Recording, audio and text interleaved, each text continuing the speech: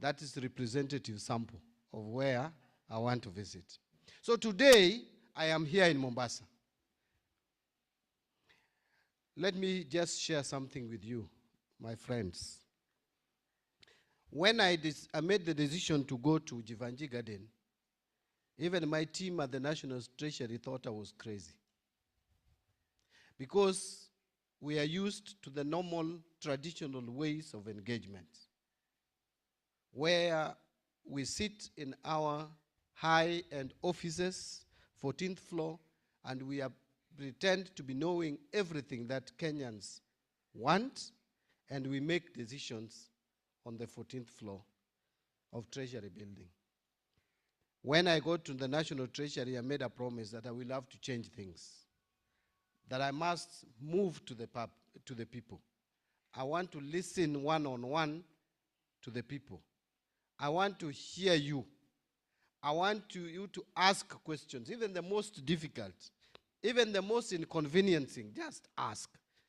Hata kama ni shy, don't shy away from asking. Hata nikishindwa kujibu, nikishindwa leo, nitatafuta majibu, nikienda Garissa, nitaweza kujibu. So let us engage. In fact, I came here for engagement. That is why I have not prepared a written speech.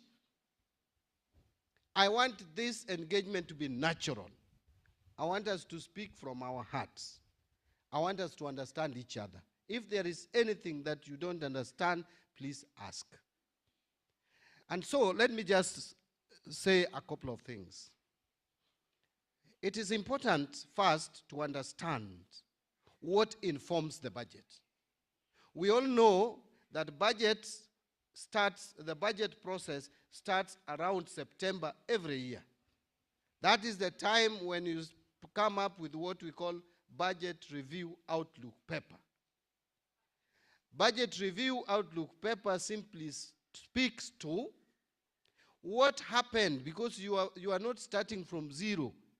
A country is running, is on the move. It started running kitambo hata before independence. So you ask yourself, last year, the people of Kenya gave us a budget. Iyo budget tulitumia namna gani? Pesa ilitumika wapi? Na tumetekeleza nini? So that is the budget review and outlook paper. Looks at the previous budget, where you are, what happened, their projections you made. Did you realize them? If you did not realize them, what are the reasons? And how are you going to do things differently going forward to make sure that the challenges you faced with the previous budget are mitigated? So that is the starting point for budget. And then you project where the economy is going. Now you move forward to where we call the budget, to what we call the budget policy statement, which we released Juzi, which simply spells out the government agenda. But let me put it this way as well. All budget process is anchored on a manifesto. All budget process is anchored on what we call the policy direction. It's anchored on a vision. So what is the vision of our country? Vision 2030 is the vision we still work on, which spelled out that we want Kenya to be a middle-income economy, not a lower middle income, but upper middle-income economy by 2030. So hiyo ndiyo vision yetu. So from that vision, now you come up with policy. The government's manifesto, because every government must have been formed. We are a multi-party democracy, must have been formed through campaigns. So a political party comes into office. It will be a bit confusing today because which is this ruling party now? Is it still UDA? Is it Kenya Kwanza? If it is UDA and Kenya Kwanza, you'd ask yourself, what is Mbadi doing? And I'm the one driving now the economic agenda of the country. I've never been a member of UDF, I've never been a member of Kenya Kwanza. I am ODM, and ODM by blood. I am just not official of ODM, but I'm a member of ODM. I believe in ODM, and I believe in ODM manifesto. Now, the point is that now we have reached a point where Kenya Kwanza and ODM have reached the meeting of mind. Now you can call it broad-based, not bread-based, but broad-based. So, but the agenda of the government is bottom-up. Bottom-up has pillars: agricultural pillar, job creation, housing, health or universal health coverage. Then we also have what we call the digital superhighway, an inclusive economy. No, we must do our budgets in line with those pillars. Because if you just put figures, you just throw figures, amounts, money, left, right, and center, you cannot realize economic growth that is sustainable. Because economic growth must be anchored on something. There must be a foundation. And for this matter, the foundation must be the government agenda. It must be these pillars that I've just mentioned. So let me give you the positive side of things. Before usipochunga itarudi. Si ndio? So now I wanted just to tell you that our economy has been still very resilient. Very resilient. Kenyan economy grew at 4.6%. So that is still good. But for our economy to create, ask you, have you taken time to compare the cost of food items, just basic one, in February this year and February last year? Because we have the statistics. I have them here. If you want, I will. The 2022. So at least investment in agriculture and a favorable weather, because our inflation is largely driven by food items, fuel, and energy. Even if you check the prices of fuel 2022 and now, there is a reduction. The cost of electricity has also come down slightly, not so much, but slightly. Our reserves are good, so we are not scared that we cannot pay our foreign debts because we have enough reserves to cover 4.7 months of import. That is generally very good. We had we have been having only 2 months cover. Now we have 4.7, which is $9 billion in reserves. Something positive again is that the interest rates, the government of Kenya has been borrowing money from you people through banks and other financial institutions, pension funds, giving government money, Beja banks, KCB, Cooperative Bank, Equity, DTB, have been giving the government of Kenya more money than they are giving the individual Kenyans, the private citizens. And they have been giving us money at very high interest rates. Up to August last year, if you are buying 91-day treasury bill offered by government, you would get interest of 16%. Thursday last week, I did not check yesterday, but I think the change is not much. Thursday last week, in so many years, only witnessed during Kibaki time, the interest rate on 91-day treasury bill was at 8.9%. I know many people may not understand what that means, but I will explain it to you just in a layman's language, because not all of you are figures people. And by the way, before I explain to you, can I ask you a question, but don't answer me? Why am I the CS for National Treasury? Am I the greatest economic mind in this country?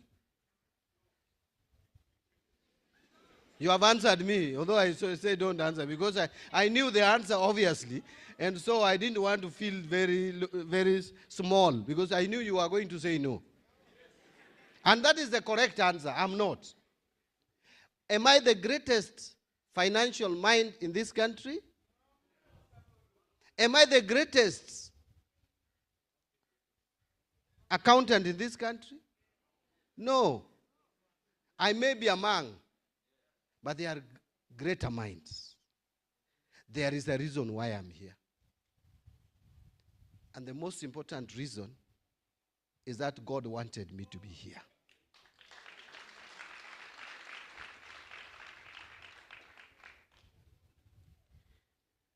So whatever I do, I should do in the glory of God, to serve him, and I can only serve God by serving you people. So that is why I want to do my best. So let us start with the interest that I've just talked about. What is the value of that?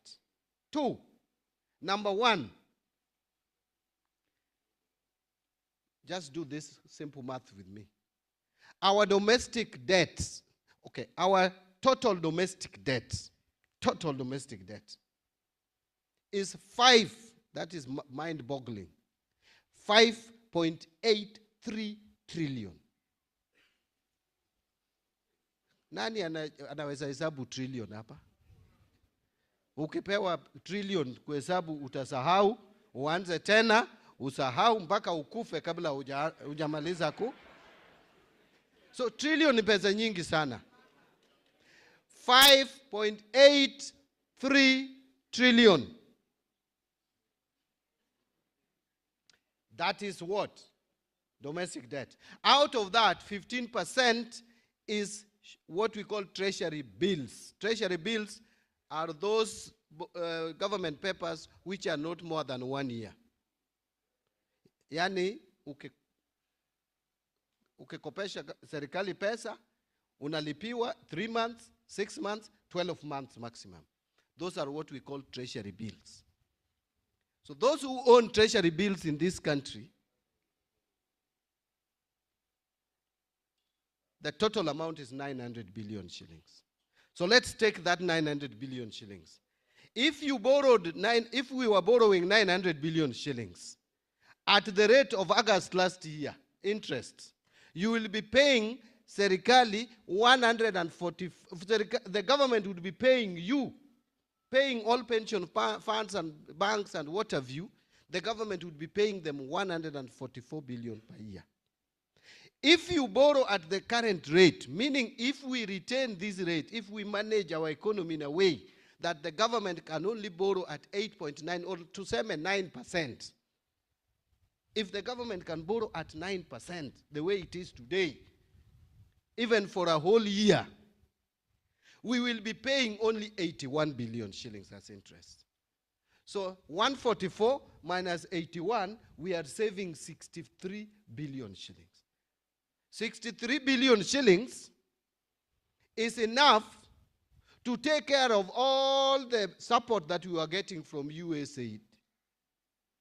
Ile pesa America ilikuwa inatupea yote kwa mwaka mzima, 52 billion, we have 63 billion to take care of that, and even with change.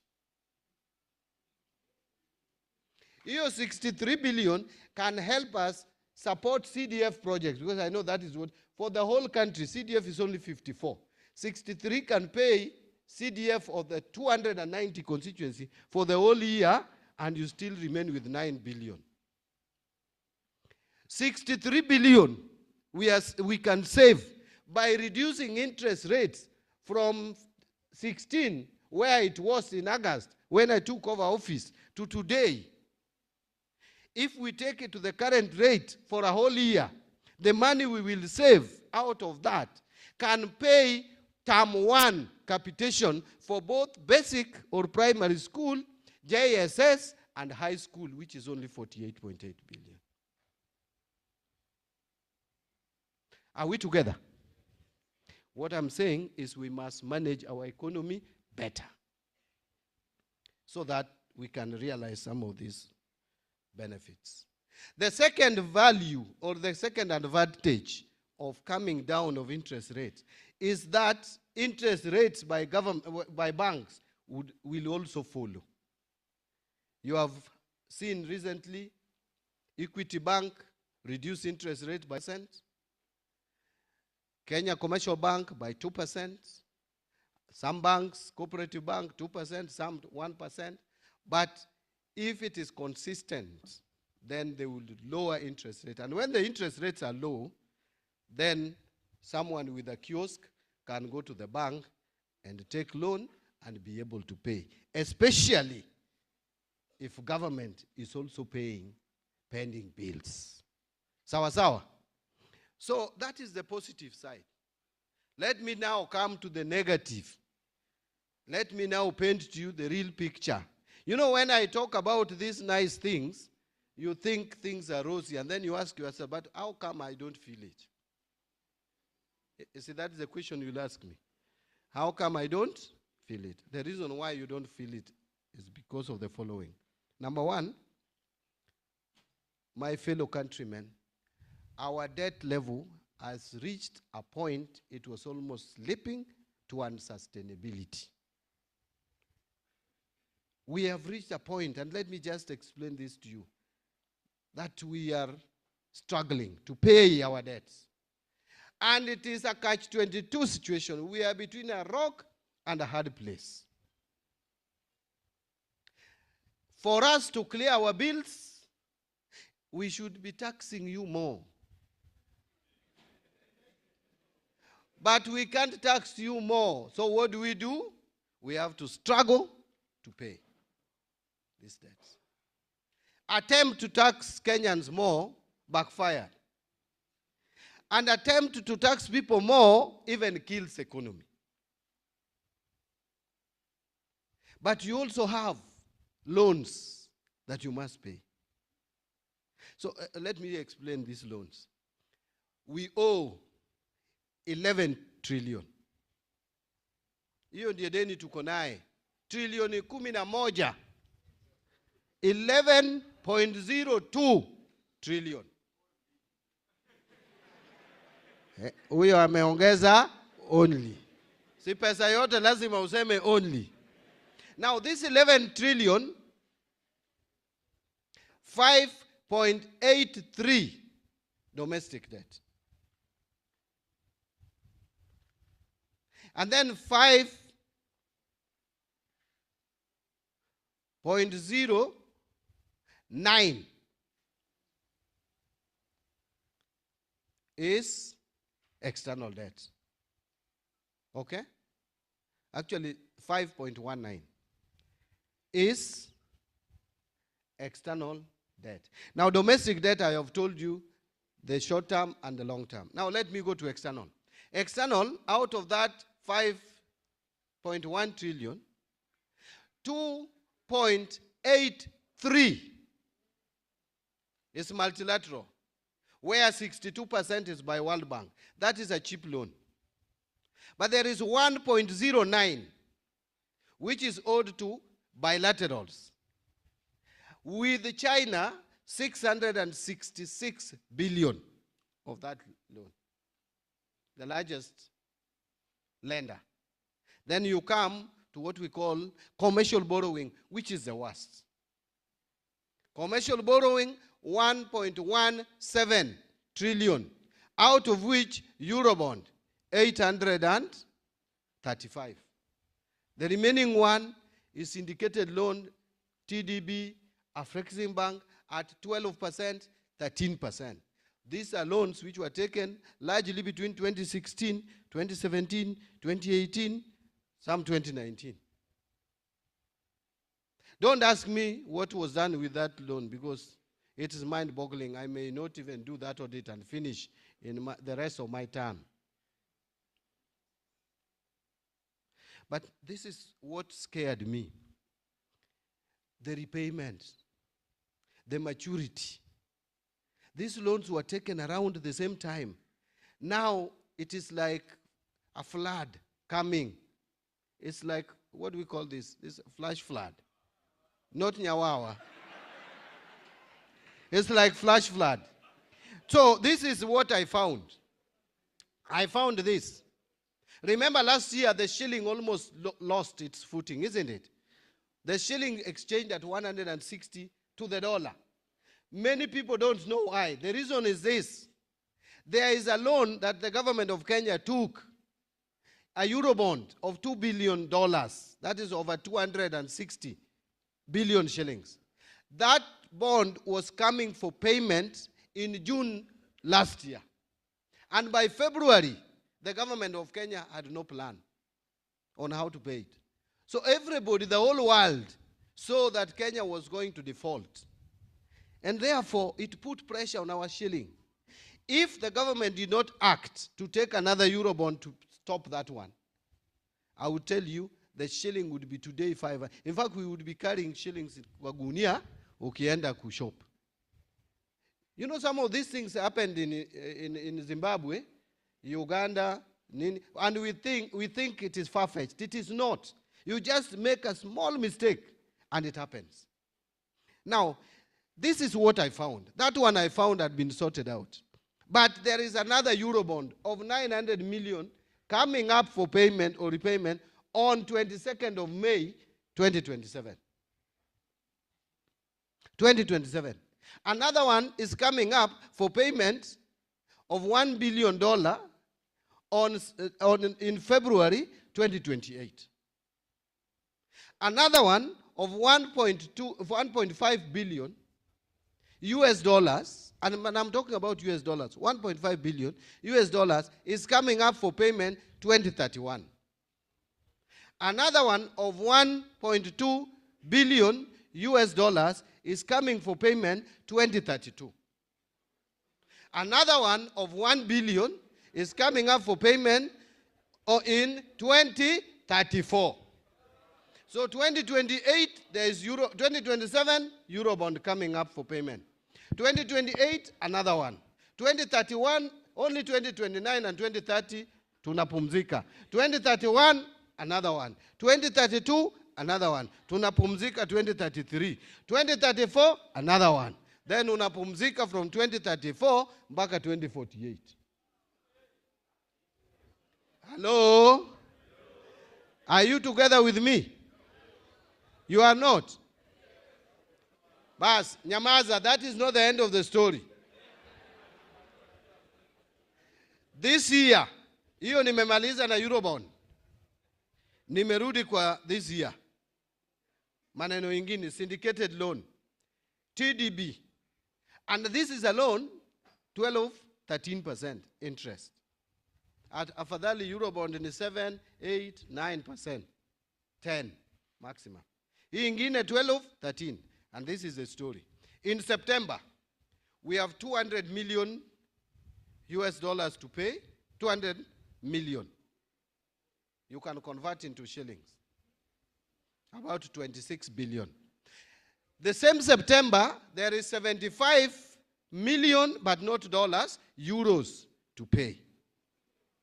Then the following month, October, there is another one of 646 million dollars to pay. If you add those three, September and October, this year, what we must pay, you can't roll it over. You unalipa.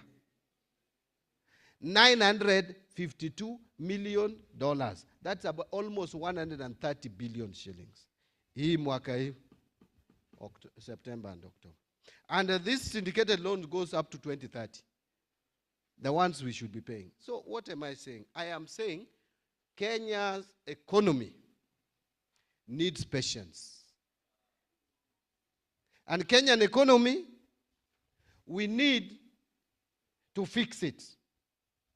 We cannot suspend facing this economy any further. We must do it now. And doing it now is we must revamp our economy. It must grow at a higher rate. But in the process, the problem is this. You know, you are getting taxes from people to pay loan. These people you are taking money from to pay loan are not seeing the services. How will they give you their taxes? So that is the problem we have. That is why I've come to you, that the resources are constrained.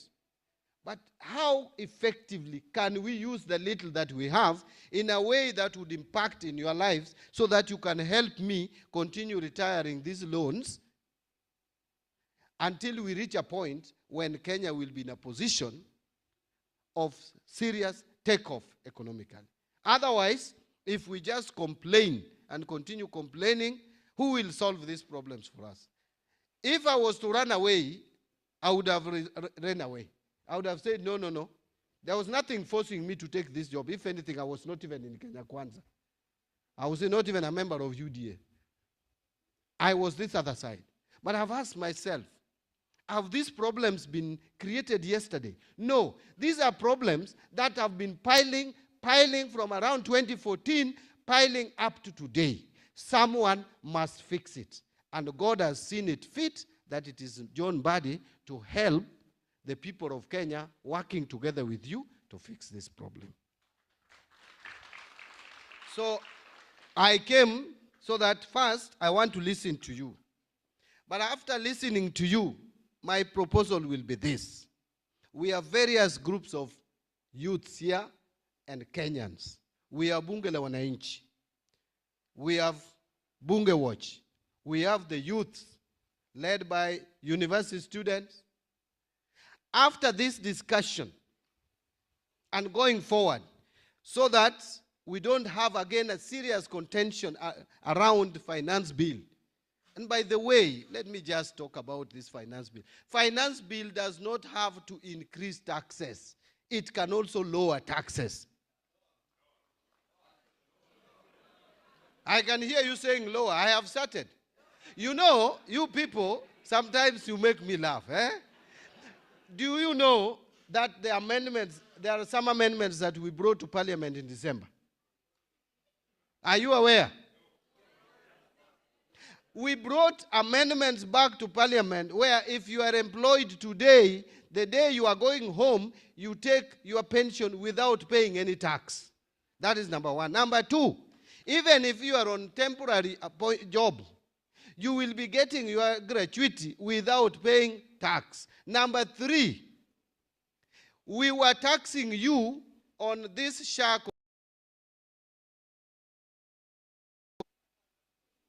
We were taxing you on housing levy double. Why are you saying, hey, and that is the truth? Now, with the amendments we brought in December, we are not taxing you double. So, for example, if you're earning 100,000 and you are paying tax, levy, housing levy, 1.5%.